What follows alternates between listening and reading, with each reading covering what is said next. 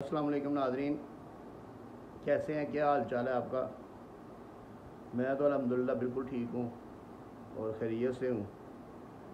तो 2-3 दिन जो है ना, ये बड़े ही जो है ना वो गुजरे हैं, बड़े ख़तरनाक किस्म के हालात। मुल्क के भी ठीक नहीं थे और वैसे भी हर जगह पे ही अफरा तफरी का आलम था। खैर, तो सियासी जमातों का अपने मसले मसाइल होते हैं। तो लेकिन जो हमारे मुल्क में हो रहा है ना, इसके लिए बस आप लोग दुआ करें कि अल्लाह ताला जो है ना वो हमारे मुल्क को इस वबाल से निजात दे और अजाब से निजात दे और एक स्टेबल जो है ना वो गवर्नमेंट आए, जो कि स्टेबिलिटी के साथ मुल्क के लिए जो है ना वो काम करे। अपनी ज़ात के लिए कुछ ना करे बल्कि मुल्क के लिए जो है ना वो जंगी बुनियादों पे इसको आगे लेके जाए। चलें, अल्लाह ताला से दुआ है कि अल्लाह ताला बेहतर करे। तो आज का जो हमारा टॉपिक है ना वो अब बड़ा क्रूशियल किस्म का है, इसलिए मेरी स्टार्ट में ही आप लोगों से रिक्वेस्ट है कि इस वीडियो को शेयर ज़रूर कीजिएगा ताकि ये दूसरे दोस्तों तक भी पहुँचे और सबको पता चले। क्रूशियल इसलिए है कि आज मैंने जो टॉपिक चूज़ किया है वो बहुत ज़्यादा लोगों की प्रॉब्लम है, क्वेश्चंस बहुत ज़्यादा हैं इसके बारे में। असल में ये हमारे जो लॉ का सिस्टम है ना, जो जस्टिस सिस्टम है, उसका मसला है। मसला ये है कि जो केसेस बहुत ज़्यादा लटकते हैं उनका क्या सलूशन है। अगर एक बंदा दूसरी पार्टी को लिटिगेशन में इन्वॉल्व करने के लिए, मल्टीपल लिटिगेशन में इन्वॉल्व करने के लिए एक से ज़्यादा दावे करना शुरू कर देता है, उसका क्या सलूशन है। अगर एक बंदा एक पार्टी के ख़िलाफ़ एक अदालत में दावा करता है, फिर दूसरी अदालत में कर देता है, दूसरी पार्टी तीसरी अदालत में कर देती है, तो उसका क्या सलूशन है। और अगर कोई ख़वातीन है जो कि चाहती हैं कि उनको जल्द अज जल्द विरासत में से हिस्सा मिले या कोई उनका प्रॉपर्टी का मैटर जल्दी सॉल्व हो, तो उसका क्या सलूशन है। तो लिटिगेशन को डिले करना तो जो है ना ये हमारा बेसिक जो है ना वो आइडिया होता है, बेसिक थीम होता है हमारा, बेसिक हमारा जो बिज़नेस है, हमारा जो जिसको हमने बिज़नेस समझ लिया है। अब इंसाफ का हसूल जो है ना वो एक बिज़नेस बन गया है। तो उसका ये बेसिक थीम है कि जितना ज़्यादा हम अपने क्लाइंट को लटकाते हैं उतने ज़्यादा ही वो बंदे लेके आता है हमारे पास। ये हमारा जो है ना एक rule of law, rule of वकालत आप कह लें कि बन चुका है कि हम, हाँ, अगर कोई पार्टी हमारे पीछे पड़ जाए कि इसको जल्दी ख़त्म करना तो हम उसको ख़त्म भी करते हैं। लेकिन आजकल पार्टीज़ भी ऐसी हैं कि जो चाहती हैं कि दूसरी पार्टी को तंग किया जाए, ज़्यादा से ज़्यादा इस केस को लटकाया जाए, लंबा किया जाए। एक बंदा अगर कब्ज़ा करके बैठा है तो वो तो चाहेगा कि 20 साल इस केस का फ़ैसला ही ना हो, ताकि वो जब 20 साल गुजरेंगे तो फिर देखी जाएगी। तो इस लिहाज से जो है ना ये आज का टॉपिक बड़ा जो है ना इम्पोर्टेंट है, तो इसको ज़रा तवज्जो से ज़रा जो है ना ये सारी चीज़ें आपने सुननी है। चंद दोस्तों को मैंने मशवरा भी दिया है वैसे व्हाट्सएप पे कि आप इस तरीके से कर लें, इस तरीके से कर लें। अब अगर उनको डिटेल में जो है ना वो सारी इन्फॉर्मेशन मैं दे रहा हूँ तो उसको सुने और इसको आगे ज़रूर शेयर करें और दुआ कीजिएगा कि अल्लाह ताला मुझे सच बोलने की तौफीक अता फरमाए। तो इसमें हमने ये डिस्कस करना है कि अगर केस एक दो पार्टीज़ के केसेस दो मुख्तलिफ अदालतों में, 3 मुख्तलिफ अदालतों में चल रहे हैं तो उनका क्या सलूशन है। उसमें सबसे पहले ये है कि आपने देखना ये है कि केसेस की नोयत क्या है। अगर तो पार्टी सेम है और प्रॉपर्टीज़ भी सेम है, अगर पार्टीज सेम है प्रॉपर्टीज़ डिफरेंट है, फिर भी आपका केस सिविल कोर्ट में चल रहा है तो आप सेशन जज को उसकी ट्रांसफ़र पटिशन फाइल कर सकते हैं और उनको एक ही अदालत में जो है ना वो करने के लिए एप्लीकेशन मूव कर सकते हैं। और सबसे ज़रूरी बात, इस एप्लीकेशन के लिए ज़रूरी नहीं है कि आप कोई वकील हायर करें, आप खुद भी सेशन कोर्ट में एप्लीकेशन दायर कर सकते हैं। जैसे कि मैंने एक सरगोदा से मेरे एक दोस्त जिन्होंने मुझे मशवरा मांगा था, मैंने उनको मशवरा दिया, उन्होंने इस पर अमल किया, उन्होंने एप्लीकेशन फ़ाइल की ट्रांसफ़र करने की। तो केसेस जो है ना वो उनके 4 केसेस से चारों केसेस एक ही कोर्ट में चले गए।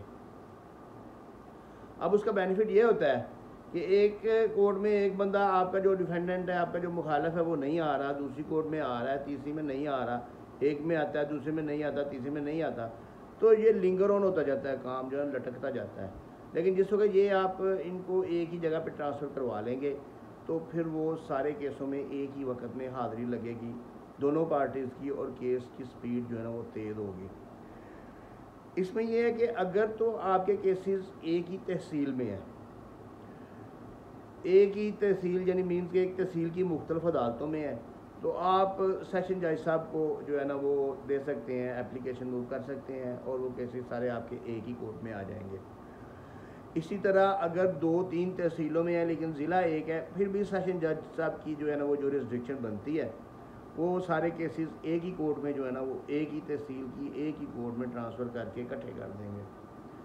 लेकिन अगर आपके 2 ज़िलों में अलग-अलग हैं, पार्टियां सेम हैं, इवन कि अगर प्रॉपर्टीज़ डिफरेंट भी हैं, अब ये रूल ऑफ लॉ तो ये है कि अगर आपकी जेलम में प्रॉपर्टी है तो जेलम वाला केस जेलम में होगा, सियालकोट में प्रॉपर्टी है तो सियालकोट वाला केस सियालकोट में होगा। लेकिन अगर आप देखते हैं कि 2 भाई हैं, एक ने दूसरे भाई के ख़िलाफ़ केस किया हुआ है, एक प्रॉपर्टी जेलम में है, उसका केस जेलम में चल रहा है, एक प्रॉपर्टी सियालकोट में, उसका केस सियालकोट में चल रहा है, एक प्रॉपर्टी जो है ना सांगला हिल में है, उसका केस उधर चल रहा है, तो आप हाई कोर्ट में एप्लीकेशन मूव करके तीनों केसेस को इकट्ठे एक ही जगह पे करवा सकते हैं।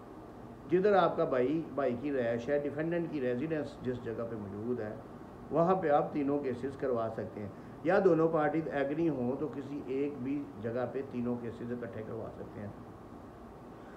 इसके अलावा अगर आपके बैनुस सूबाई यानी कि सूबों में जो है ना वो आपने केसेस फाइल किए हुए हैं, एक सिंध में है आपकी प्रॉपर्टी जाम शोरूम में, और एक आपकी प्रॉपर्टी बलोचिस्तान में है, एक आपकी प्रॉपर्टी पंजाब में है, और इसी तरह KPK में है, तो आपके हर सूबे में आपके केसेस चल रहे हैं, तो फिर आप उनको उसकी एप्लीकेशन आप जिस जगह पे डिफेंडेंट की रहायश है ना, उस जगह पे उस सूबे की हाई कोर्ट में आप एप्लीकेशन मूव कर सकते हैं। ये बड़ा टेक्निकल पॉइंट है, आपको सुप्रीम कोर्ट जाने की ज़रूरत नहीं पड़ेगी। आप उसी सूबे की जिस सूबे में डिफेंडेंट की रहायश है, यानी कि आपके दूसरे भाई की रहायश है, आप ट्रांसफ़र करवाना चाहते हैं, आपके दूसरे भाई की रहायश है जिसके ख़िलाफ़ आपके केसेस हैं या जिसने आपके ख़िलाफ़ केसेस किए हुए हैं, तो आप उस सूबे की हाई कोर्ट में एप्लीकेशन दे के सारे केसेस इकट्ठे करवा सकते हैं। इसके बाद नेक्स्ट प्रोसेस जो है वो होता है इसको कंसोलिडेट और यकजा करवाने का प्रोसेस, यानी कि आपके मुख्तलिफ केसेस हैं लेकिन फ्री कैन सेम है और प्रॉपर्टी भी सेम है। सपोज़ कि आपने आप एक पार्टी के ख़िलाफ़ तकमील मुआहदा का जो है ना वो दावा दायर कर दिया, आपने एग्रीमेंट टू सेल जो है ना उससे किया हुआ है, पैसे कुछ दिए हुए हैं, बाकी देने वाले हैं, आपने उसके ख़िलाफ़ दावा दायर कर दिया और उसने आपके ख़िलाफ़ हुक्म इम्तनाई का दावा दायर कर दिया है कि ये मेरी प्रॉपर्टी जो है ना छीनने के दर पे है, ये मेरे से छीने ना, या वो डेक्लेरेटरी सूट कर देता या कोई और किसी किस्म का आपके ख़िलाफ़ उसी प्रॉपर्टी की बाबत जो है ना दावा कर देता, आप भी उसके ख़िलाफ़ कर देते हैं, 2 दावे हो गए। आप पहले तो उनको ट्रांसफ़र करवा के एक ही कोर्ट में करवा लें, उसके बाद उसी कोर्ट में एप्लीकेशन आप मूव कर सकते हैं कि इनको कंसोलिडेट कर दिया जाए। कंसोलिडेट का मतलब है कि यकजा कर दिया जाए। यकजा करने से आपकी शहादत भी एक दफ़ा होगी, उसकी शहादत भी एक दफ़ा होगी, डॉक्यूमेंट्री एविडेंस भी एक दफ़ा होगी। दोनों केसेस में से एक को प्राइमरी केस रखा जाएगा, एक को सेकेंडरी केस रखा जाएगा, इश्यूज़ भी जो है ना वो कंसोलिडेटेड फ्रेम होंगे और जजमेंट भी एक ही आएगी। तो ये उसको स्पीड अप करने में और ज़्यादा जो है ना ये इसका बेनिफिट हो जाएगा। ये कंसोलिडेशन आप इस तरीके से कर सकते हैं। पहला तो स्टेप हो गया कि आप ट्रांसफ़र पिटीशन मूव करेंगे और केसेस को आप ट्रांसफ़र करवा लेंगे। सेकंड स्टेप में आप उसको कंसोलिडेट करवाएंगे। कंसोलिडेशन उसी कोर्ट से भी हो सकती है, आप सुपीरियर कोर्ट में जाके भी कर सकते हैं। सपोज़ कि आपके सिविल कोर्ट में केसेस लगे हुए हैं, आप सेशन जज साहब को भी एप्लीकेशन मूव कर सकते हैं। आपके ASJ के पास 2 केस लगे हुए हैं, एक आपने अपने हरीफ के ख़िलाफ़ चेक का केस ऑर्डर 37 का दावा किया हुआ है, एक उसने भी आपके ख़िलाफ़ ऑर्डर 37 का दावा किया हुआ है, आपने उसको चेक दिया था, उसने आपको चेक दिया था, दोनों की मीमो लग गई, दोनों के पर्चे हो गए, दोनों को जो है ना वो दोनों ने ऑर्डर 37 के दावे कर दिया। अब वो इकट्ठे आपने करवा लिए, अब उनको कंसोलिडेट भी करवाया जा सकता है कि ताकि जजमेंट जो है ना वो सेम आए, जजमेंट में कोई फ़र्क ना आए। इसके अलावा अब जो मेरी बहनें बेटियां जो प्रॉपर्टी की वरासत के लिए कोर्टों में धक्के खा रही हैं, जो पर्दा नशीं ख़वातीन हैं या कोई अनपढ़ ख़वातीन हैं या कोई पढ़ी लिखी ख़वातीन भी जो कि घरेलू ख़वातीन हैं और जो जिनकी ये रूटीन नहीं है कि वो अदालतों कचहरियों के धक्के खाएं, उनके लिए एक रिलीफ और मौजूद है। इवन के बंदों के लिए भी, जो बंदे जो 2-2 3-3 साल से धक्के खा रहे हैं अदालतों में, उनके लिए भी एक रिलीफ मौजूद है कि वो उस जिस कोर्ट में केस है उससे अब सुपीरियर कोर्ट, यानी कि अगर आपका सिविल कोर्ट में, तो सुपीरियर का मतलब है सेशन कोर्ट, तो सेशन कोर्ट में आप डायरेक्शन के लिए एप्लीकेशन फाइल कर सकते हैं। अब डायरेक्शन में आपको ये प्रूव करना है कि आपके साथ ज्यादती हो रही है, आप इसमें सच्चे हैं और ये जानबूझ के इसको लिंगर ऑन किया जा रहा है, उसमें फिर कोर्ट जो है ना, वो सेशन कोर्ट जो है ना, वो जो इन्फीरियर या जो जूनियर कोर्ट है, जो लोअर कोर्ट है, उसको डायरेक्शन जारी कर देगी कि इस केस को 1 महीने में, 2 महीने में या 3 महीने में इसको ख़त्म करे और इसको जो है ना वो डायरेक्शन में ले जाए, 1-1, 2-2 दिन की डेट डाले और इसको जल्दी ख़त्म करके इसका जो भी बनता है इसका फ़ैसला करे। तो ये लेकिन अक्सर होता ही है कि डायरेक्शन मिल जाती है, लेकिन उसके बावजूद भी लंबी लंबी डेटें डाली जाती हैं। उसके बाद फिर आप दोबारा एप्लीकेशन मूव कर सकते हैं उसी कोर्ट में, सेशन कोर्ट में, कि ये डायरेक्शन पे अमल नहीं हो रहा, तो इस पर स्ट्रिक्टली जो है ना, स्ट्रिक्टो सेंसो जो है ना, इस पर अमल करवाया जाए, तो फिर कोर्ट एक नई डायरेक्शन भी जारी कर सकती है। इसके अलावा आप हाई कोर्ट के रजिस्ट्रार से भी इसकी बाबत डायरेक्शन ले सकती हैं कि वो भी डायरेक्शन, और उसमें ये डायरेक्शन होती है कि ये इतने महीने में केस ख़त्म करके रिपोर्ट की जाए, वो वहाँ पे फाइल ओपन रहेगी, जिस वक्त वो रिपोर्ट जाएगी कि केस ख़त्म हो गया है, तो फिर जो है ना वो फाइल क्लोज होगी। अदरवाइज़ फिर उनको दोबारा नोटिस आएगा कि अभी तक ये केस ख़त्म क्यों नहीं हुआ। तो ये 2-3 चीज़ें ऐसी हैं जो कि आपके केसेस के लिए बहुत ज़रूरी हैं। इसके अलावा केस को जल्दी ख़त्म करने के लिए ज़रूरी है कि आप जब केस फाइल करते हैं तो पूरे फैक्ट, पूरे हक़ाइक़, पूरे डॉक्यूमेंट्स, कापियाँ उनकी सारे साथ लफ किया करें, और जिस वक्त अगर आप जवाब दावा देते हैं तो उसमें भी मुकम्मल हक़ाइक़ तहरीर किया करें। अभी कल मेरी एक दोस्त से डिस्कशन हो रही थी, शायद वो वीडियो भी देखें, कि वो 2 साल पहले केस जो है ना उनका चलता रहा है, उसके बाद उनको समझ आई कि इसमें ये खसरा नंबर हमने लिखना था वो लिखा नहीं है। अब उनके पास बड़ा आसान सोल्यूशन था कि वो उसको अमेंडमेंट की एप्लीकेशन जो है ना वो दे सकते थे। अमेंडमेंट पे एक वीडियो अपलोड करूँगा मैं, उसका तरीक़ाकार क्या है और उस कैसे अमेंडमेंट करवाई जा सकती है, तो इजाज़त कैसे ली जा सकती है और अमेंडमेंट होती क्या है। तो उसके लिए वो उनके पास एक बड़ा अच्छा ऑप्शन था कि वो अमेंडमेंट जो है ना वो उसकी करवाएं, लेकिन उन्होंने अमेंडमेंट की बजाय एप्लीकेशन मूव की कि हम ये case with permission to file a new suit, हम ये केस जो है ना वापस ले रहे हैं, वापस लेना चाहते हैं, तो कोर्ट हमें परमिशन दे के हम नया दावा दायर करें। अब ये कोर्ट की परमिशन क्यों ज़रूरी है, ये भी एक इंशाल्लाह नेक्स्ट वीडियो में चलेंगे, वो उसमें देखेंगे किन किन केसेस में ज़रूरी होती है, किन केसेस में नहीं होती। तो उसके लिए उन्होंने ये बहुत बड़ी गलती की है।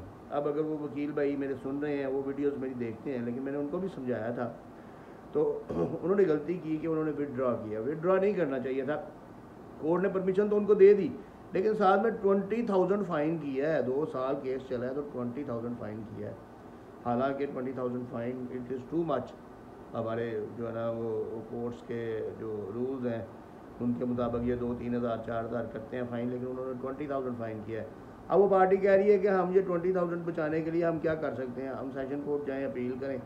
तो मैंने उनको कल मशवरा दिया कि आप इसकी अपील करने का कोई तुक नहीं बनता, क्योंकि अगर आप अपील करेंगे तो उसमें वकील साहब को भी आप फीस देंगे और भी आपके खर्चे नोटिस के आएंगे, फिर अगर पार्टी पेश नहीं होती तो अखबार इश्तेहार आपको करवाना पड़ेगा, और उसके बाद अगर कोर्ट कम करती है तो 5,000 कम कर देगी, 15 कर देगी, 10 कर देगी, तो इससे ज़्यादा आपका खर्चा हो जाना है। तो अगर आप रिव्यू फाइल करते हैं तो उसकी रिव्यू की फ़ीस आपको 5,000 जमा करवानी पड़ेगी। रिव्यू पे भी आपको मैं सारा एक दफ़ा बताऊंगा कि रिव्यू क्या होता है, रिवीजन क्या होती है, अपील क्या होती है। तो इस लिहाज से जिस वक्त आप केस फाइल करें, कहने का मतलब यही है कि जिस वक्त केस फाइल करें या केस का रिप्लाई करें या जवाब दावा दाखिल करें, तो मुकम्मल फैक्ट्स जो मंजर आम पे हैं, जो आपको इल्म है, डॉक्यूमेंट्री एविडेंस के साथ, डॉक्यूमेंटेड कॉपीज़, फ़ोटो कॉपीज़ के साथ लफ करके और साथ गवाहान की फहरिस्त लगा के आप जो है ना वो जमा करवाया करें, ताकि आपका टाइम बचे। एक एक स्टेप के लिए आपको 2-2 महीने की तारीख मिलती है, आपको भी पता है इस बात का। तो अपना टाइम बचाने के लिए आप स्टेप्स जो है ना वो कोशिश किया करें, जितने ज़्यादा से ज़्यादा एक ही वक्त में हो सकते हैं वो किया करें। एविडेंस करवानी है तो पहली तारीख पे पहुँचें, एविडेंस करवाएं और साथ में डॉक्यूमेंट्री एविडेंस जमा करवाएं। ये छोटी छोटी चीज़ें हैं जो लिंगर ऑन करने का बायस बनती हैं। तो ये इस तरीके से आप अपने केसेस को जो है ना वो इन शॉर्ट टाइम जो है ना वो आप कवर कर सकते हैं, ख़त्म कर सकते हैं। आप अपने हक़ में फ़ैसला करवा सकते हैं, रिलीफ ले सकते हैं और अपनी जान जो है ना वो इन केसों से और अदालत कचहरियों के चक्रों से आप छुड़वा सकते हैं। इसके साथ मुझे इजाज़त दीजिए। अल्लाह ताला आपका हामी और नासर हो। अल्लाह हाफ़िज़।